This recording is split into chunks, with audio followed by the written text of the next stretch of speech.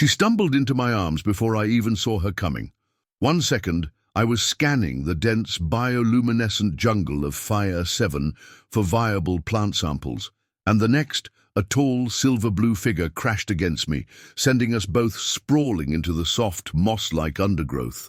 My arms instinctively wrapped around her to steady the fall, but the second my hands touched her bare skin, a faint shimmer rippled over her body, as if the air itself recognized something profound had happened. Then let's not look back. Her fingers hovered over the final sequence. Then slowly, deliberately, she engaged the drive. The stars stretched, and we disappeared into the void. Together. We stepped inside, the doors sealing behind us. I slid into the co-pilot's seat as she powered up the engines. The controls glowed, the ship humming to life beneath us. Outside, the station faded, replaced by the endless stretch of stars. Sari'ka set the coordinates, the void sector, a place of uncertainty, of danger, of freedom. She glanced at me, her expression unreadable. There is no returning from this. I met her gaze, my chest tightening with something I couldn't quite name. Are you sure about this? She looked at me, bioluminescence pulsing in slow, steady waves. For the first time in my life, she said, voice quiet but certain. Yes. And that was all I needed to hear. We reached the docking bay, the hum of the station vibrating beneath our feet. The ship loomed ahead, sleek and waiting. One last glance behind us, no sign of pursuit, not yet. I exhaled. Let's go. Sari'ka keyed in the access code, and the hatch hissed open.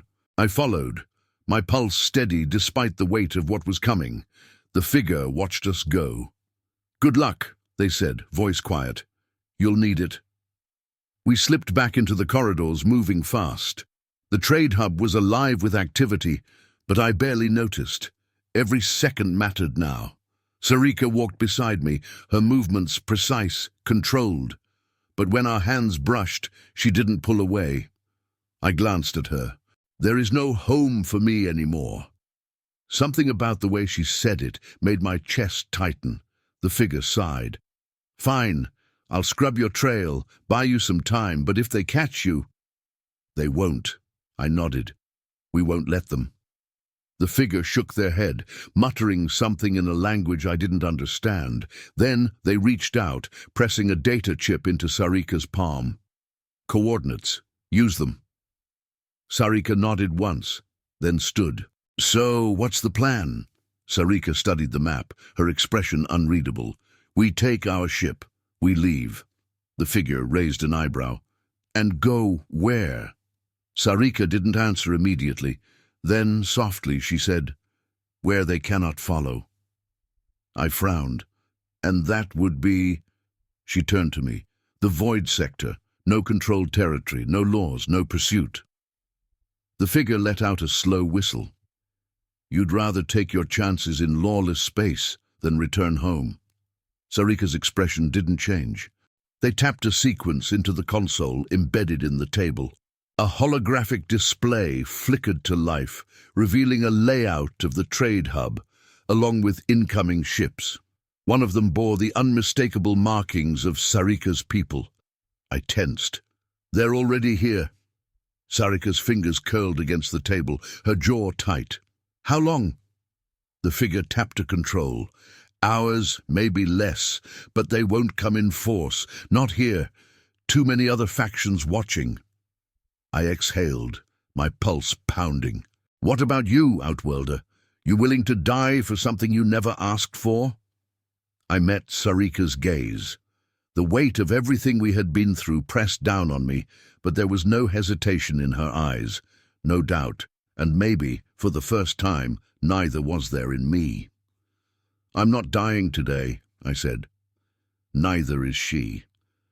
Sari'ka's lips pressed together. Something flickering behind her gaze. Not relief. Something deeper.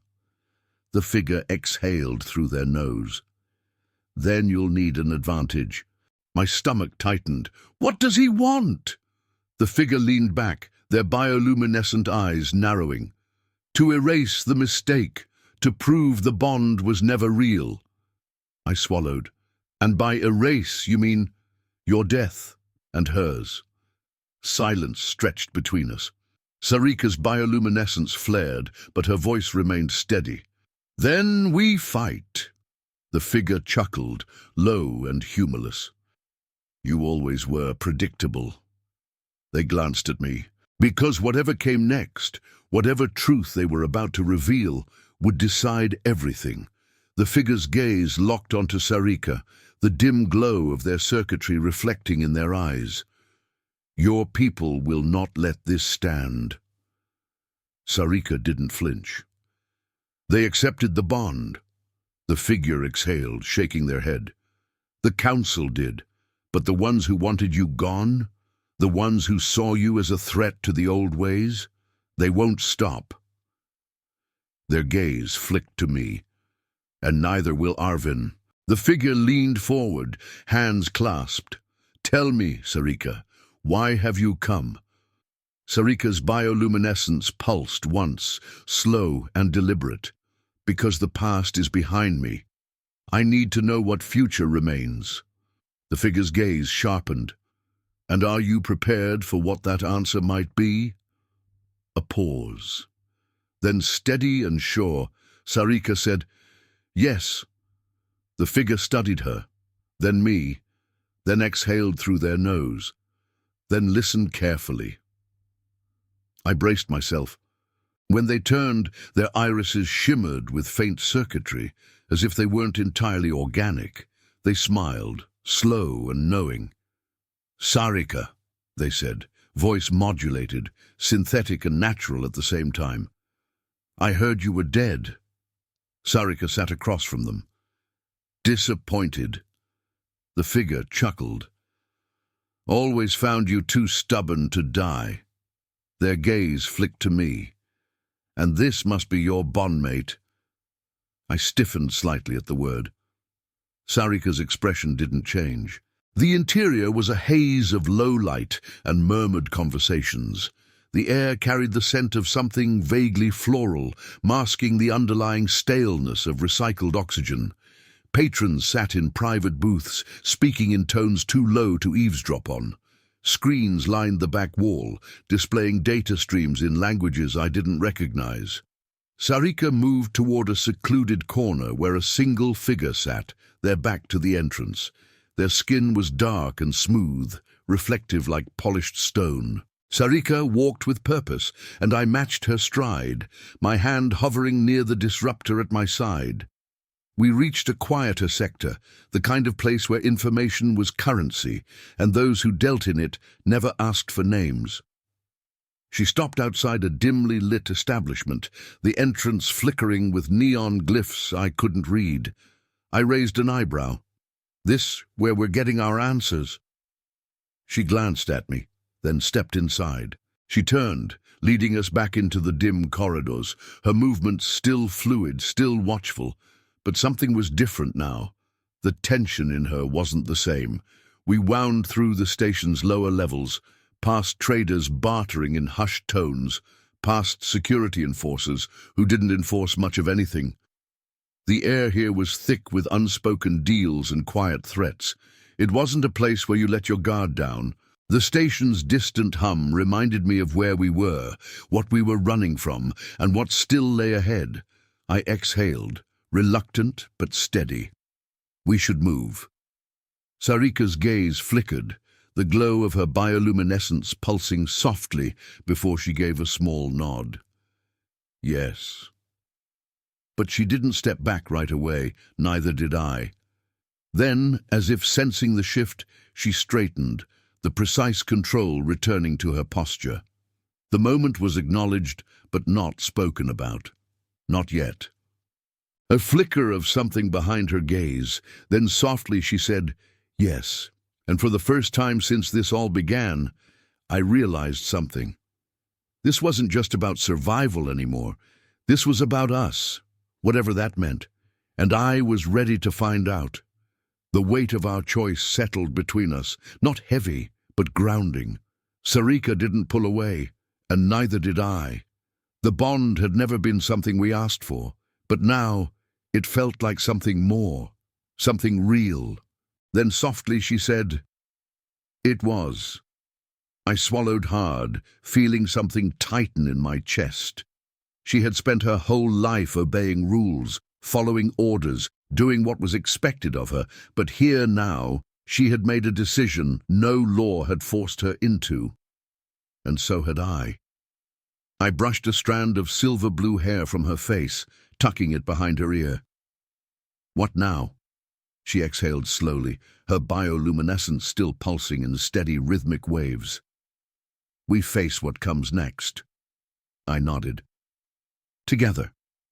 A pause. Just the quiet surrender of a choice neither of us had realized we'd already made.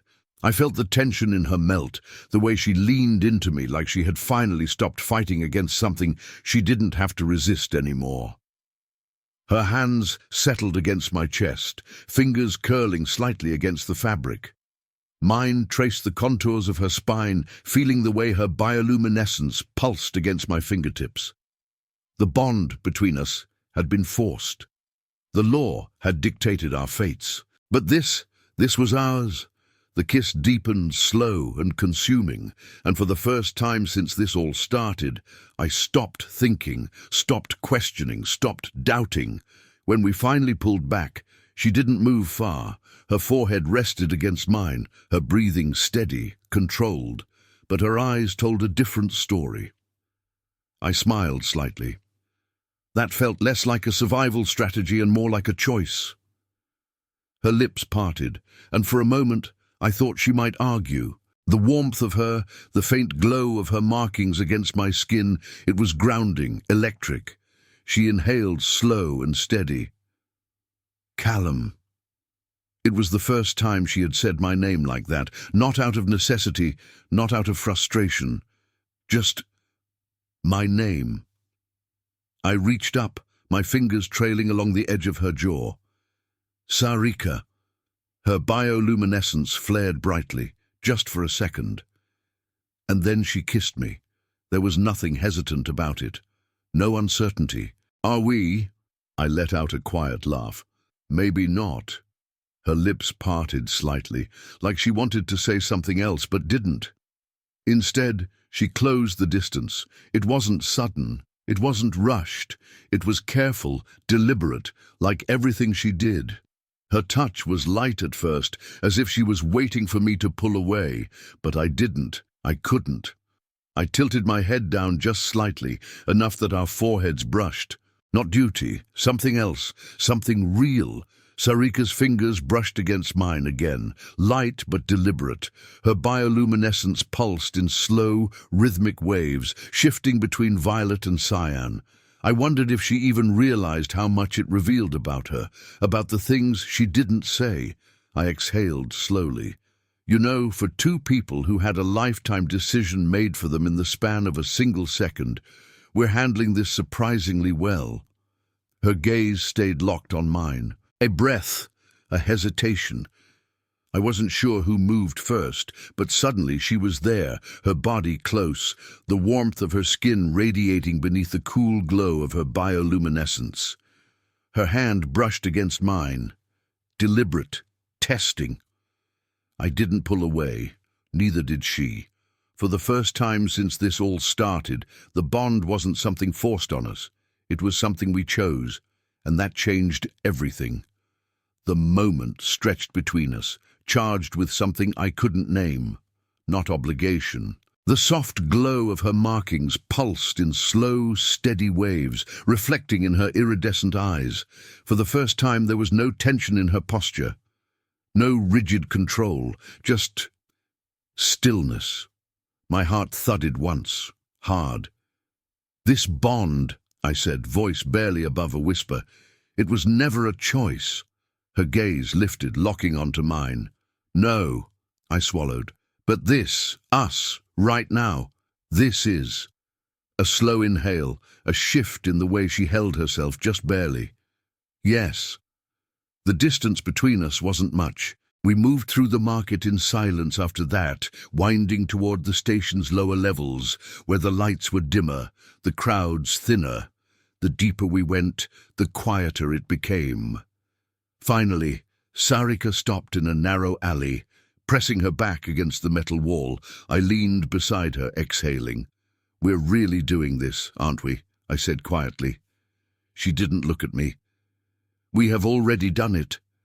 I turned my head, watching her. "It is the way of places like this." I studied her carefully. "You've been in places like this a lot, haven't you?" She didn't answer right away. Then finally she said, "Yes." I exhaled, rubbing a hand over my face. "And yet you still believe in laws." Her gaze flickered. "Belief is not the same as duty." Something about the way she said it made my chest tighten. She moved smoothly, selecting two compact disruptors, a curved blade similar to the one she had lost, and a small data chip. I grabbed a sidearm. Basic, nothing flashy, but reliable. As we stepped back out into the corridor, I let out a slow breath. "You want to tell me what that was about back there?" She didn't look at me. "This place runs on barter. If they believe you are valuable, they will try to claim you." I swallowed. "That's horrifying." Her bioluminescence flickered faintly. Their many eyes slid to me. "Your companion got anything to offer?" I stiffened. "Excuse me?" Sari'ka's voice was cool. "He is not for trade." The vendor's chuckle deepened. "Shame." Their fingers flicked over the console. "Standard fee, then." Sari'ka keyed in the credits without hesitation. The console beeped, confirming the transaction. The vendor gestured toward the wall. "Take your pick." I exhaled and followed. The back room was smaller, dimly lit. Weapons lined the walls, sleek, deadly.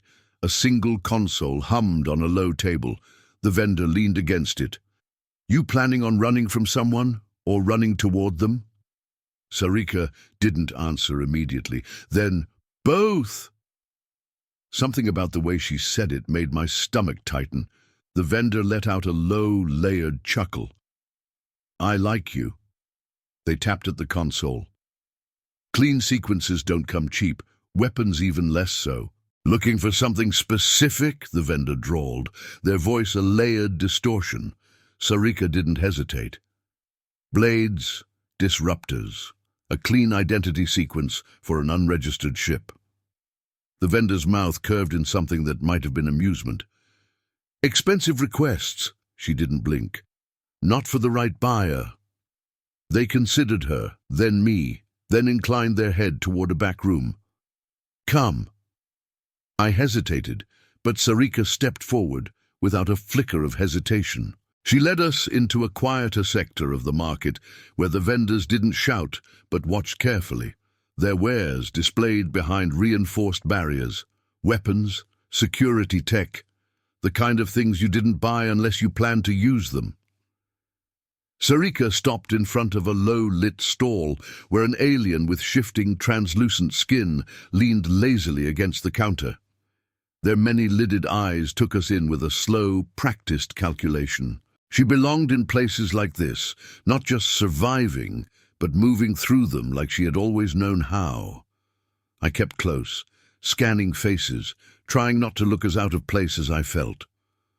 "So, what exactly are we looking for?" She didn't pause. "Supplies first, then information." I frowned. "Information about what?" Her gaze flicked toward me, unreadable. "About what comes next." That wasn't exactly comforting. Where survival wasn't just a necessity, it was the only rule. We moved through the crowded market corridors, the air thick with the scent of exotic spices, machine oil, and something faintly metallic. Vendors called out in half a dozen languages, neon signs flickering over dim alleyways where deals were made with a glance and a quiet exchange of credits. Sari'ka navigated the chaos with ease, her bioluminescence dimmed, her posture alert but unhurried. And I had the sinking feeling. This wasn't the first time she had walked streets like these. I leaned in slightly. "You've been here before." She didn't look at me. "Many times." I exhaled.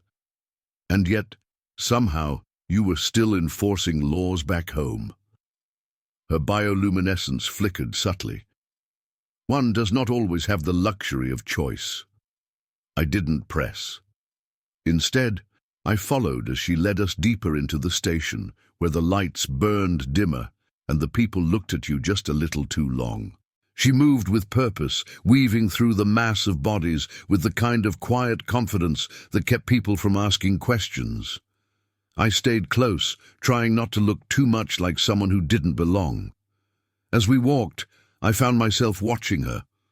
She was different here, not rigid, not bound by the strict discipline I had seen in her before. Here, she was something else, adaptable, aware, in her element. Beyond the hatch, the docking bay sprawled in all directions, a chaotic mess of traders, smugglers, and travelers moving in waves beneath flickering signs. Machinery whined as cargo haulers lifted heavy crates, steam hissing from vents that lined the walls. Everything smelled like oil and desperation. I stepped onto the platform beside Sari'ka, keeping my voice low. "So, where do we start?" She scanned the crowd, her gaze sharp. "Follow me. And let me guess, this is the kind of place where getting those things won't be as simple as just buying them." She gave a faint tilt of her head. "Nothing here is simple." "Fantastic." I followed her to the hatch, my pulse picking up slightly as she pressed the release. The airlock hissed, decompressing, then slid open with a dull clang. The scent of engine grease, artificial ozone, and too many people in one place hit me immediately. "You just haggled with a criminal docking officer like it was nothing." She glanced at me. "Because it is nothing." I wasn't sure whether to be impressed or terrified. The ship settled with a final hiss as the docking clamps engaged. The overhead lights dimmed slightly, signaling full lockdown. Sari'ka stood, adjusting the straps of her sleek armor. "We will need supplies, weapons, credits." I pushed to my feet. It was a chaotic sprawl. Docking bays stacked like a hive, glowing signs in a dozen different languages flickering across its hull. The kind of place where laws were loose, deals were made in the dark, and no one asked too many questions. Sari'ka's fingers moved over the console, guiding us into an open docking corridor. The ship vibrated as the stabilizers engaged, a deep mechanical hum reverberating through the hull. A voice crackled through the comms in a rough, heavily accented dialect. "Unregistered vessel, state your business." Sari'ka pressed a control, her voice sharp and measured. "Temporary docking, resupply." There was a pause, then, "Fees 5,000, non-negotiable." I blinked. 5,000? For docking? Sari'ka didn't even flinch. "Reduce it to 3, or I will take my business elsewhere." The comms were silent for a long moment. Then, begrudgingly, 3. I stared at her as she keyed in the transaction. I sat up watching as the viewport filled with the sight of a massive, sprawling station drifting in the void. A city in the stars, pulsing with neon light, countless ships weaving through its docks and corridors. A new beginning, or maybe just a temporary refuge. Either way, we were here, and whatever came next, we would face it together. The ship eased toward the trade hub, a looming structure of interwoven metal and neon, spinning slowly against the backdrop of endless space. "You ever think maybe survival isn't enough?" Sari'ka was silent for a long moment. Then, so quietly I almost didn't hear it, she said, "Yes." I looked at her, but she was already turning away, fingers moving over the console. Whatever that moment had been, she was already locking it down, closing it away, and I wasn't sure if I should push. A soft chime echoed from the ship's systems, breaking the silence. Sari'ka's posture shifted slightly. Proximity alert. We're approaching the trade hub. And now, stripped of that, she was untethered, but not lost. I wasn't so sure I could say the same for myself. I leaned back, letting out a slow breath. And what if we don't find one? She tilted her head slightly, bioluminescence pulsing in slow, thoughtful waves. Then we survive. A small, humorless laugh escaped me. That's your answer for everything, isn't it? She didn't deny it. I ran a hand through my hair, staring out at the void. A trade hub beyond the outer rim. We can gather supplies there. I nodded slowly. And after that, her hand stilled, we find a purpose. I studied her carefully. You always need a purpose, don't you? She turned her head slightly, just enough to meet my gaze. Yes. There was no hesitation in her answer, no doubt. Sari'ka was a fighter, a protector, someone who had lived her life with rules and structure, even if she had never truly believed in them. No laws to follow, just the vast unknown ahead, waiting. Sari'ka sat motionless, her hands steady on the controls, but I could feel the weight pressing on her as much as it was on me. She had lost something tonight. Maybe she'd been ready to leave, but that didn't mean it hadn't cost her. I shifted in my seat. So, I said, voice lighter than I felt, do I at least get to know where we're headed, or are we flying blind? She exhaled, adjusting a control without looking at me. Neutral space. She had spent her whole life following a path that had never truly been hers, and now that path was gone. I leaned back, looking out at the stars. Guess that makes two of us. Her bioluminescence flickered just once, barely noticeable. But I noticed. Neither of us belonged anywhere anymore. Maybe that meant we belonged here, together. The quiet between us stretched, deep and heavy.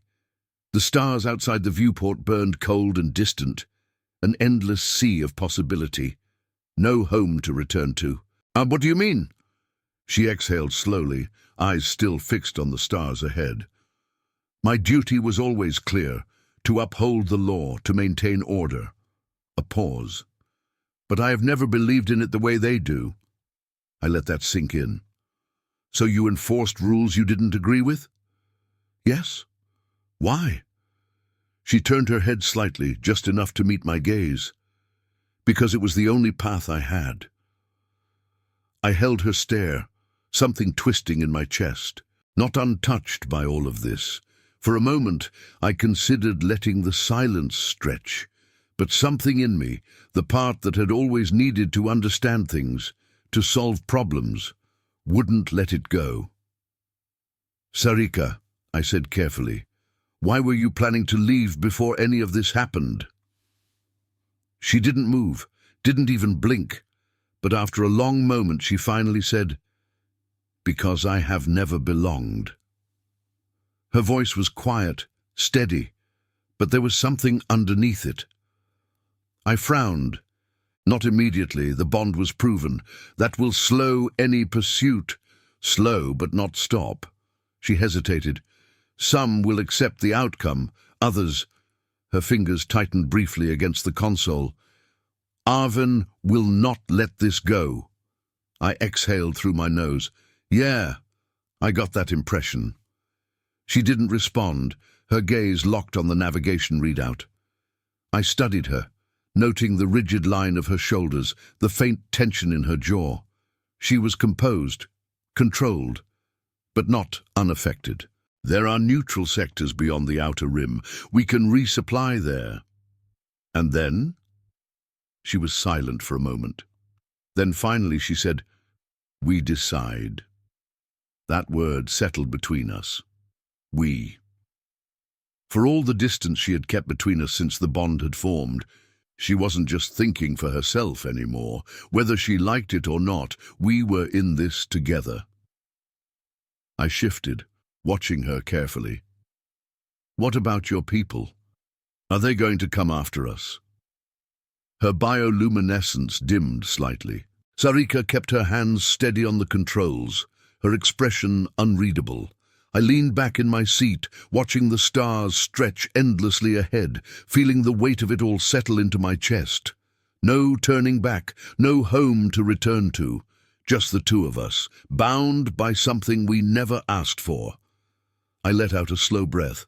So, do we just keep flying until we run out of fuel? Or do you actually have a destination in mind? Sari'ka's gaze flicked toward the navigation display. So, what happens next? She hesitated. Then finally she said, "We survive."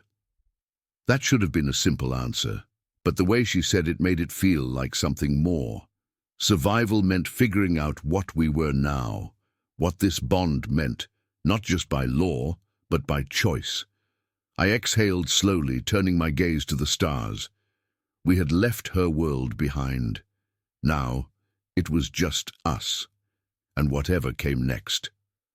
The ship drifted through the vast emptiness, the hum of the engines the only sound between us. Constantly! I let out a breathless laugh. At least we agree on that. Her gaze lingered for a fraction of a second longer than necessary before she turned back to the controls. The ship breached the upper atmosphere, and suddenly the vast, endless stretch of space unfolded before us. The transition was seamless, the view outside shifting from deep violet clouds to infinite blackness streaked with distant stars. The moment stretched between us, quiet and heavy. I swallowed, voice lower now. "You really planned all of this, didn't you?" Her bioluminescence flickered subtly. "Not like this." I watched her carefully. She was composed, steady, but there was something beneath it, a shift too slight for anyone else to notice. She had spent her life upholding the laws of her people. Now she was breaking them, for me, for the bond neither of us had chosen. I swallowed, rubbing my hands over my face. "You ever think about how insane this is?" At that, she finally looked at me. Sari'ka's hands moved over the controls with practiced precision, her posture unshaken. She didn't look at me, didn't speak. I exhaled, staring out at the stars beginning to pierce through the thinning atmosphere. "So," I said after a long moment, "where exactly are we going?" She adjusted the thrusters, eyes locked on the display. "Somewhere beyond their reach." "Vague," I muttered. "Comforting." She didn't respond. I leaned back, running a hand through my hair. A flicker of something passed over her face. Then, without another word, she turned back to the controls. The ship lifted off, and we left everything behind. The ship cut through the dense atmosphere, the weight of gravity slipping away as we ascended. Outside the viewport, the glowing jungle shrank beneath us, the towering spires of Sari'ka's city fading into the distance. The engines hummed, steady and sure, carrying us higher, away. I slid into the co-pilot's chair. "You've done this before." She didn't look at me. "Many times." Something about that stuck with me. The engines powered up, a soft vibration running through the hull. Sari'ka's hands moved over the controls, her posture perfectly composed. "Last chance," she said. I blinked. "What?" She finally turned, her gaze locking onto mine. "To change your mind." I held her stare, and then, slowly, I shook my head. Not a chance. By the time I reached the bottom, Sari'ka was already at the ship's entrance, inputting a sequence into the control panel. The ship hummed to life. A faint glow pulsed along its edges, and the hatch hissed open. She turned to me. "Inside." I didn't argue. The interior was compact, efficient, minimalistic, like everything about her. The cockpit had 2 seats, controls sleek and unfamiliar. Sari'ka moved with practiced ease, taking the pilot's seat. The console flared to life under her touch. No one would think to look for it here. I had to give her that. I nodded, rolling my shoulders. "All right, how do we get down?" She stepped onto the edge without hesitation, then moved, fluid, effortless as she descended, using the roots and rocks as natural holds. I stared for a second, then sighed. "Yeah, okay," I muttered. "No problem. Just climb down a death drop in the middle of the night. Totally normal." With a deep breath I followed. The descent was rougher than I liked, but I managed. "Me!" She turned, her iridescent eyes unreadable. "They will not hunt me." I processed that. "Because you're one of them." She inclined her head slightly. "Because I was." The weight of that hit harder than I expected. "You didn't have to do this," I said. "You could have—" She cut me off with a sharp look. "I could have let you die." Silence stretched between us. Her expression didn't waver. But I did not. I exhaled, running a hand through my hair. "No, you didn't." And that meant something, more than I was ready to admit. I glanced around. "So where's this ship?" She gestured toward the ravine's edge. "Below." I peered over. The drop was steep, lined with jagged rocks and thick roots that wound down into the darkness. At the bottom, partially hidden beneath a dense canopy, was the unmistakable gleam of metal. A ship, small, sleek, built for speed. I looked at her. "You stashed a getaway ship at the bottom of a ravine?" Her bioluminescence flickered faintly. After what felt like an eternity, we slowed near a clearing where the land sloped downward into a hidden ravine. The air was cooler here, the sounds of the city distant behind us. Sari'ka finally stopped, exhaling slowly. I could see the way her shoulders rose and fell, controlled but strained. I caught my breath, hands on my knees. "So, just to recap, we survived the trial, almost got ambushed, and now we're fugitives." She didn't respond immediately. Then, "You are." I frowned, straightening. We moved fast, slipping through the outer corridors and into the dense jungle beyond the city perimeter. The bioluminescent flora pulsed softly around us, casting eerie, shifting shadows as we ran. Sari'ka led without hesitation, her movements precise, unerring. I kept pace as best I could, dodging low-hanging vines and uneven ground, my heart still hammering from what had just happened. She didn't move. "Let us pass." Silence stretched between them. Then slowly, Arvin exhaled and lowered his weapon. He stepped aside. The other figures remained still, but the tension in the air shifted. The choice had been made. Sari'ka withdrew her blade and turned.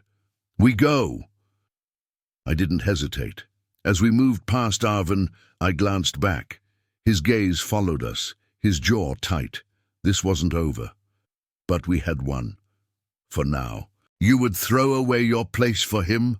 he demanded, his blade cutting dangerously close. Sari'ka blocked the strike, her voice steady. "I was never meant to stay." The words hit something deep in him. His stance faltered. Just for a fraction of a second, but it was enough. Sari'ka seized the opening. She twisted, knocking his weapon aside, then drove her blade to his throat, stopping just short of a killing blow. Arvin's breath was sharp, his bioluminescence flickering erratically. The impact sent a sharp ring of metal through the night air as their blades clashed. The fight was brutal, fast, lethal. No wasted movement, no hesitation. They weren't sparring, they were trying to kill each other, and I had no idea what to do. I backed up, scanning the area. The other figures hadn't moved yet, watching, waiting. This wasn't just a fight, it was a test. Arvin pressed forward, forcing Sari'ka back step by step. His movements were relentless, fueled by something more than duty. It was something else, something deeper. Sari'ka squared her shoulders. "I have made my choice." His bioluminescence flared in sharp, staccato bursts, a silent language I didn't understand. Then he reached for his weapon. My breath caught. "Whoa, hold on!" Sari'ka moved first. In a blink, she was in front of me, blade drawn, her stance effortlessly fluid. Arvin didn't hesitate. He lunged. Sari'ka met him head-on. The figure, male, taller than me, built like a living weapon, tilted his head slightly. "You know I cannot." Sari'ka's fingers flexed near her weapon. "Do not do this, Arvin." Arvin. The name meant nothing to me, but the way she said it, there was history there. I took a slow step forward, keeping my voice neutral. "So, you two know each other?" Arvin ignored me. His gaze was locked onto Sari'ka. "You would abandon everything? For this?" His tone wasn't just accusatory.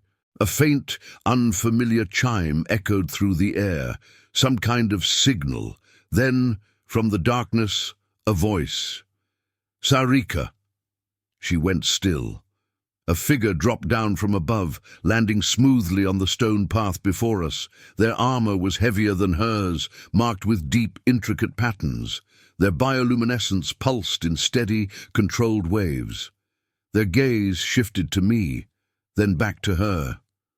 "I should have known you would run." Sari'ka exhaled through her nose. "Stand aside." A rustling sound from above snapped me out of my thoughts. Sari'ka tensed, her hand going to her weapon. I followed her gaze toward the high-woven walkways that stretched between the towering structures. We weren't alone.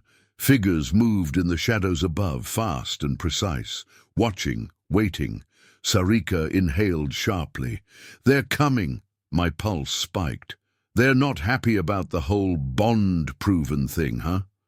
They never were. I took a step closer, lowering my voice. "Because of me, or because of something else?" She didn't answer right away. Then quietly, "Because I have never truly belonged here." Something about the way she said it made my chest tighten. Sari'ka, the disciplined, unshakable enforcer of her people's laws, had already been considering leaving long before I crashed into her life. Which meant I wasn't the cause of her exile. I was just the excuse. Because why would it ever be close? Her bioluminescence flickered faintly, an emotion I couldn't quite name, before she responded, "It was never meant to be used for this purpose." I frowned. Then what was it meant for? She hesitated just long enough for me to notice. Then finally she said, "Exile." That stopped me in my tracks. "Wait, you were planning to leave before any of this happened." She turned slightly, her glowing gaze locking onto mine. I was prepared for the possibility. She had barely spoken since we left the ceremonial hall, and I wasn't sure if it was because she was focused on getting us out of here, or if she just didn't know what to say. I decided to break the silence. "So, this ship of yours, where exactly is it?" Sari'ka didn't pause. "Docked at the far outpost, beyond the city perimeter." "Right," I muttered. "Of course." I followed, one thought echoing in my mind. There was no going back, only forward, together. The night air was thick with the glow of bioluminescent flora as we moved through the city's outer corridors, sticking to the shadows. Sari'ka led the way, her every step silent, her posture rigid with purpose. I followed close behind, my heart hammering a little harder than I cared to admit. I studied her, trying to piece it together. She had been ready for this, for the possibility that the trial wouldn't be enough, that even if we survived, we wouldn't be free. She had known all along, and now she was choosing to leave her home, her people, everything she had ever known, because of me, because of a bond neither of us had chosen. I let out a slow breath. "All right," I said. "Let's go." She gave a small nod, then turned and strode toward the exit. I wasn't so sure about that, but I could read between the lines. This wasn't just about leaving, it was about survival. Even if we had proven ourselves in the trial, not everyone had accepted it. And staying here, together, was a risk. I rubbed the back of my neck. "And where exactly are we supposed to go?" "There is a ship," she said simply. "It will take us beyond the reach of my people." I frowned. "You already had an escape plan?" She didn't answer. Then, without looking at me, she said, "We leave." That caught me off guard. "Leave?" As in... She finally turned, her iridescent eyes locking onto mine. "My duty is here, but my presence will now be a complication." I processed that. "Because of me." She hesitated. "Because of the bond." I exhaled. "So, what? You're just going to walk away from everything you've known?" Her gaze flickered, a rare moment of uncertainty. Then it was gone. "There is no other choice. I think I have a pretty good idea. We passed the trial, went through a completely unexpected wedding ceremony, and now we're permanently bonded in the eyes of your people. How am I doing so far?" She exhaled sharply, more breath than sound, and turned away. I frowned. "Sari'ka." She didn't respond. I stepped closer, lowering my voice. "Look, I get it. You didn't want this. Neither did I. But it's done." I gestured vaguely at the empty hall. "Now what?" She was silent for a moment. Sari'ka stood rigid beside me, her posture perfectly controlled. Even without looking at her, I could feel the tension rolling off her. When the last of the elders stepped away, leaving us standing alone in the grand hall, I exhaled and ran a hand through my hair. "Well," I said, voice deliberately light, "that wasn't awkward at all."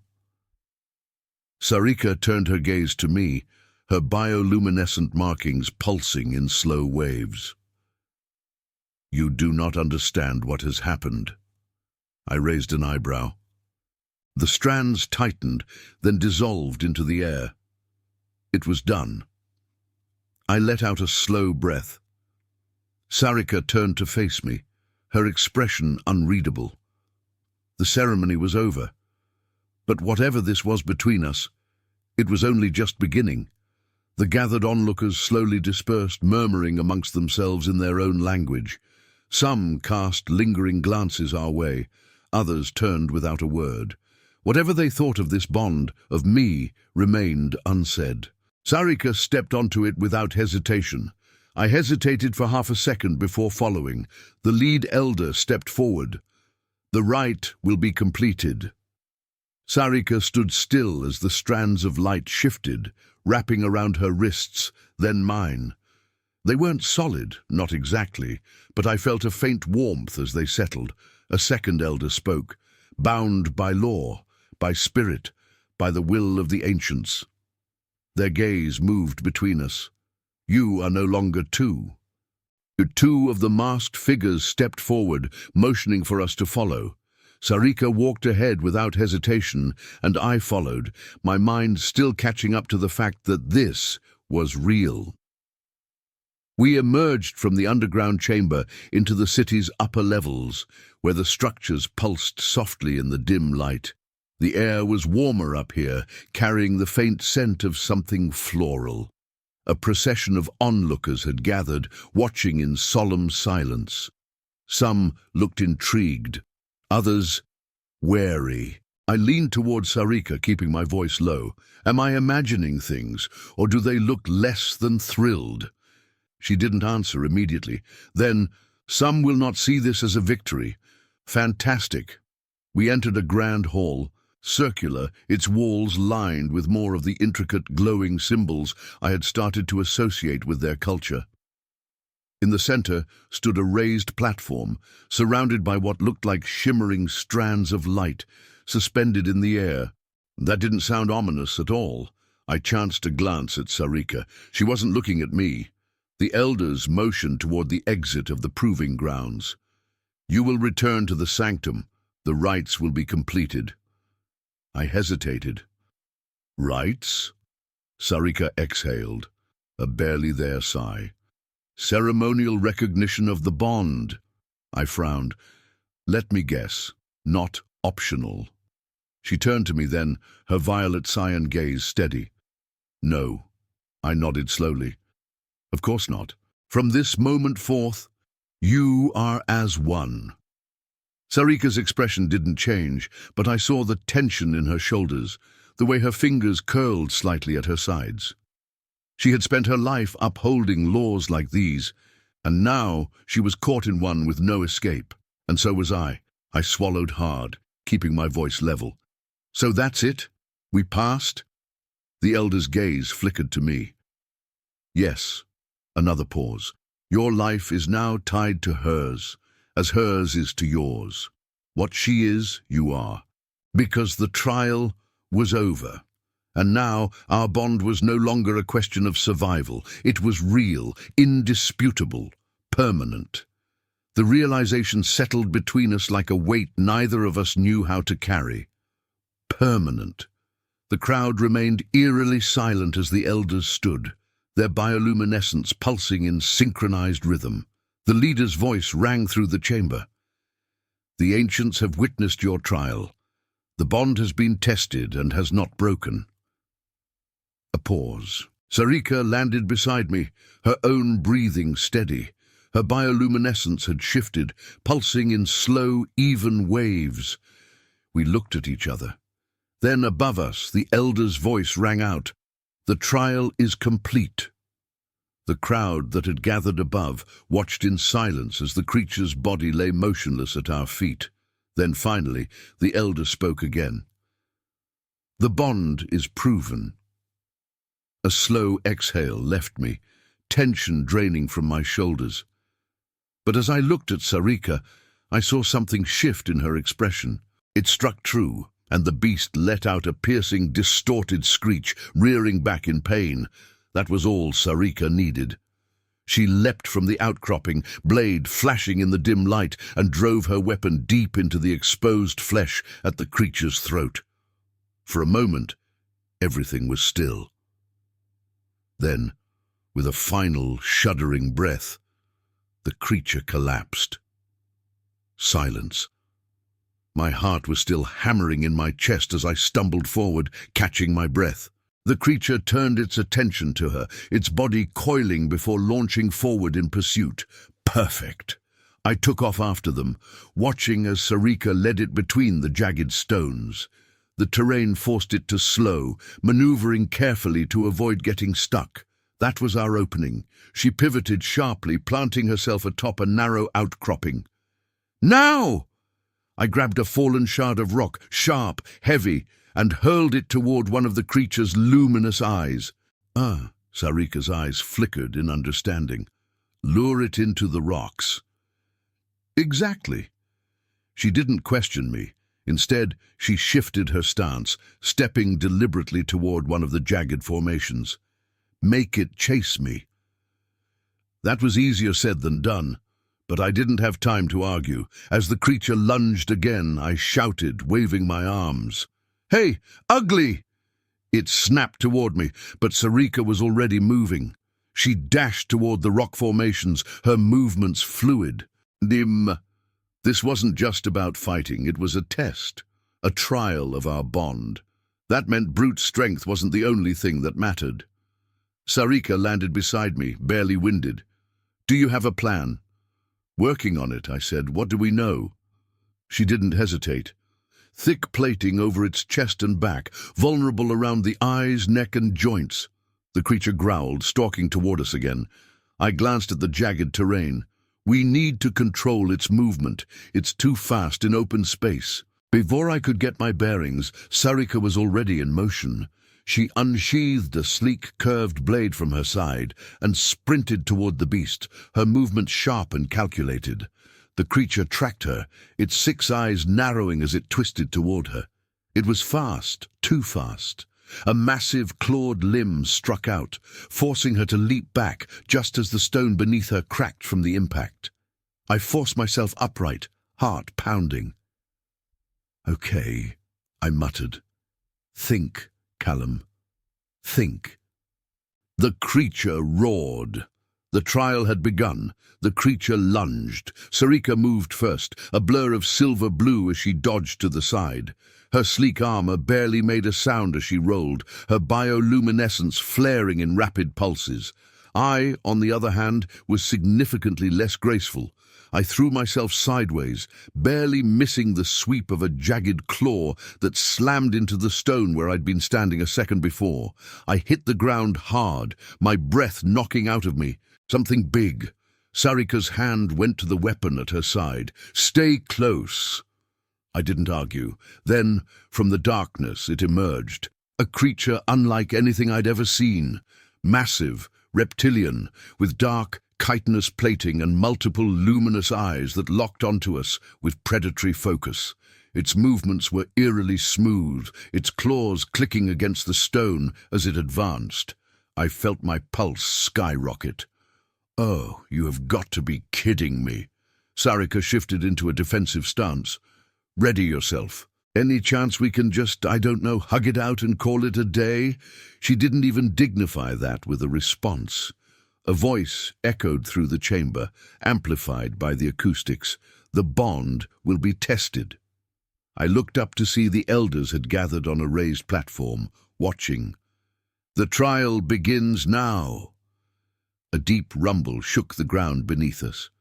The vines at the edge of the arena writhed, shifting like living things. A low, guttural growl echoed from the shadows. Something was moving. Beyond it, the ground opened up into a vast arena, its perimeter lined with jagged rock formations and thick, twisting vines that pulsed faintly, like they were alive. In the center stood a large, circular platform of smooth, pale stone. The ground around it was littered with what looked like bones. I swallowed. "So, what exactly does this trial involve?" Sari'ka's gaze flickered over the space, her expression unreadable. "Endurance, combat, trust." "Fantastic." I exhaled sharply. The path led us deeper into the city, then down into what looked like an underground chamber. The walls pulsed with a faint, bioluminescent glow, casting eerie shadows as we descended a long, spiraling tunnel. The air grew cooler, tinged with something metallic. At the bottom, an archway loomed before us, carved with intricate symbols. As soon as we were out of earshot, I hissed under my breath, "You want to tell me exactly what we just agreed to?" Sari'ka kept walking, her expression unreadable. "The proving grounds are a sacred place. The trial will test our ability to endure as one. If we fail, the bond is declared false, and I will be—" She hesitated. "Removed."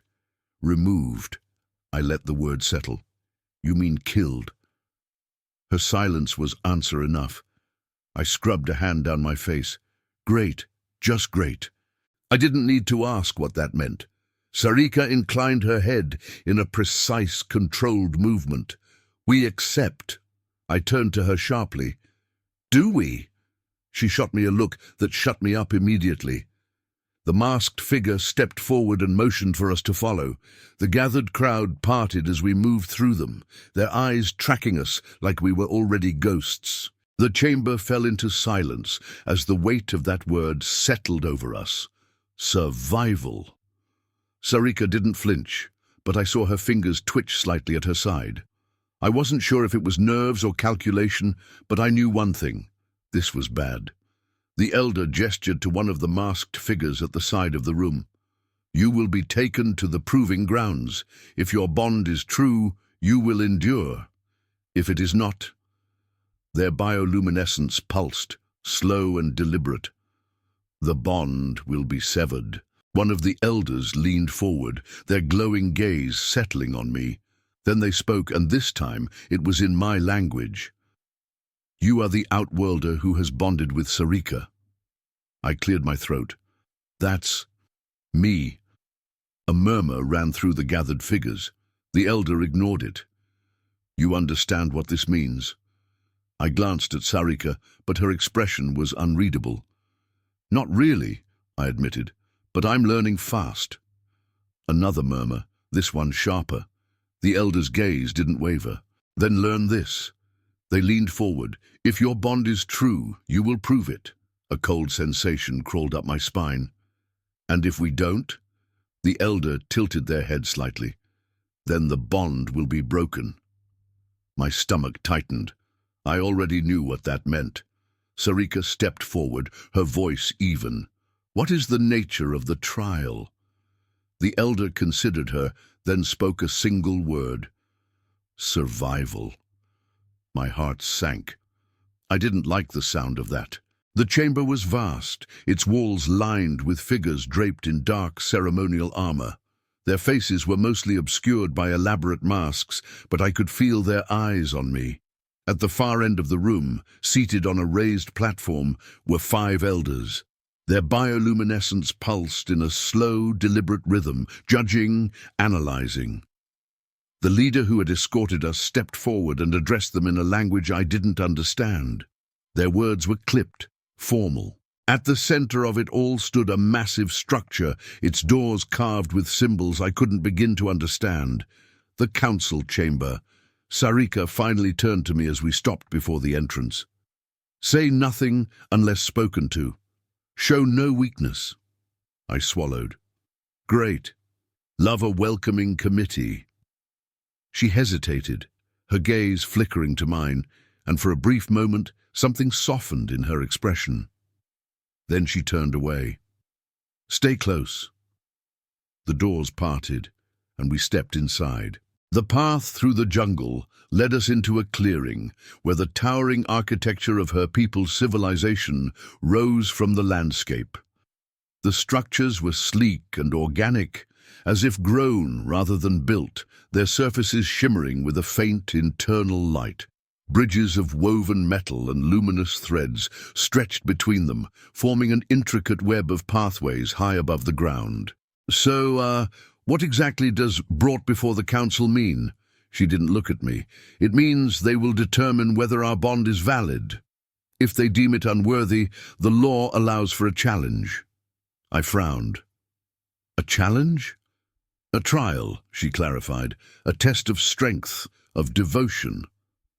Her tone was steady, but there was something underneath it. Something like doubt. I didn't like that. "And if we fail?" She didn't answer. "You are now one in the eyes of the ancients." Sari'ka barely moved, her face a mask of calm, but I could feel the tension radiating from her. I had no idea what she was thinking, but I knew she hadn't wanted this. Neither had I. The leader turned on their heel. "Come, you will be brought before the council." Sari'ka hesitated for half a second, then followed, her stride smooth and controlled. I fell into step beside her, keeping my voice low. Then she nodded just once. The leader smiled faintly. "Then it is done." The moment the words left my mouth, something in the air shifted. A faint, almost imperceptible hum rippled through the jungle, like the world itself had acknowledged what had just happened. Sari'ka's bioluminescent markings flared brightly for a brief moment before settling into a slow, steady glow. The other aliens, her people, watched us in silent judgment. Then their leader gave a single nod. "The bond is sealed." But I had seen enough in her eyes to know that she wasn't ready to die for something like this. My hands clenched into fists. "And if I do accept?" The leader tilted their head slightly. "Then you will live as one. Your fate will be tied to hers, as hers is now tied to yours. A lifetime with a stranger, but the alternative was watching her die." I exhaled, my heart pounding. "Fine," I said. "I accept." Sari'ka's eyes met mine, something unreadable flickering through them. I felt a slow, creeping dread settle into my bones. "And if I don't agree to this bond?" The alien's expression was unreadable. "Then she dies." My stomach dropped. I looked at Sari'ka, whose face was carefully blank. But beneath the composed exterior I could see it, the tension, the silent calculation. She had known this was coming, and she wasn't going to beg me to accept. I inhaled sharply, my mind racing. I didn't know her. Not really. Judgment? Disappointment? "You have committed to the bond. You know what must be done." Sari'ka's expression didn't change, but I saw the way her shoulders stiffened. "It was not intentional." "That does not matter. You know the law."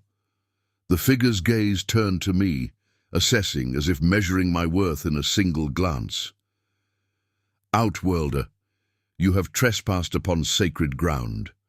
By law, you should not be allowed to live, but the bond has been formed.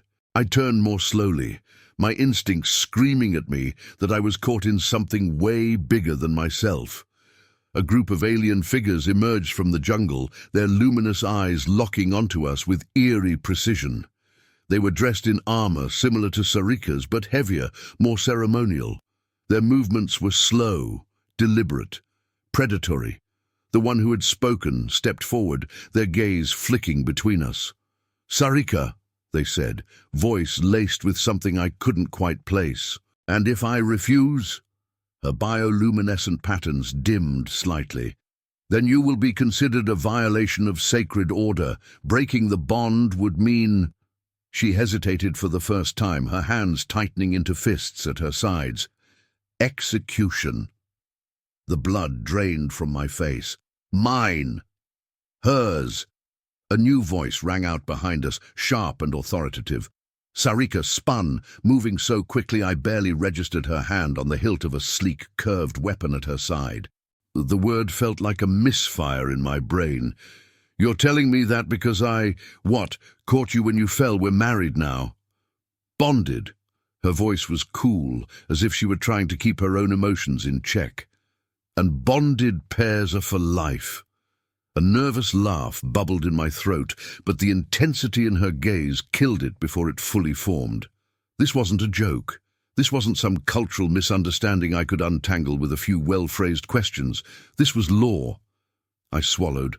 I don't suppose there's an easy way to undo this. No. Of course not. I exhaled slowly, trying to process. Okay. So let's say for a second that I believe you. What exactly does this life bond mean? Sari'ka, if that was her name, or if she even had one she'd be willing to share, watched me in silence, her gaze sharp and assessing. Finally she spoke. "It means that from this moment forward, my people will consider us mated. It is a sacred law." Mated. Then finally she looked down at me again, her expression unreadable. "You have just bound yourself to me." I blinked. What?" She gestured to the faintly glowing pattern on her arms. "Your touch. The moment you held me, the bond was sealed." I stared at her. "You mean—" "My people will recognize it as a life bond, an unbreakable one." A sharp laugh escaped me before I could stop it. "You're joking." She didn't even blink. I rubbed my face. She recovered first, pushing against my chest with surprising strength. "No," she whispered, voice sharp, with something that wasn't quite fear, but something close. I let go instantly, hands raising in surrender, but it was already too late. A sound like a chime reverberated in the air, low and resonant. She inhaled sharply, her bioluminescent patterns flaring in an intricate dance across her collarbone. "No," she repeated. But this time it was softer, almost resigned. I sat up, still reeling, my brain struggling to piece together what had just happened. "Okay," I said slowly. "Not exactly the kind of first impression I wanted to make, but—" She cut me off with a sharp look. "You don't understand." "Clearly." She exhaled, standing in one fluid motion. Her silver-blue hair shimmered as she looked skyward. Something about her posture telling me she was listening for something beyond my hearing. The moment stretched unnaturally, time folding around us. Her large, iridescent eyes locked onto mine, shifting from violet to cyan in rapid succession. I could feel her heartbeat through my fingertips, a rhythmic pulse like a song thrumming beneath my hands. I wasn't sure whether to be stunned by the strange, intimate electricity between us, or the sheer fact that an alien woman had just collapsed into my arms like a bad romance holodrama.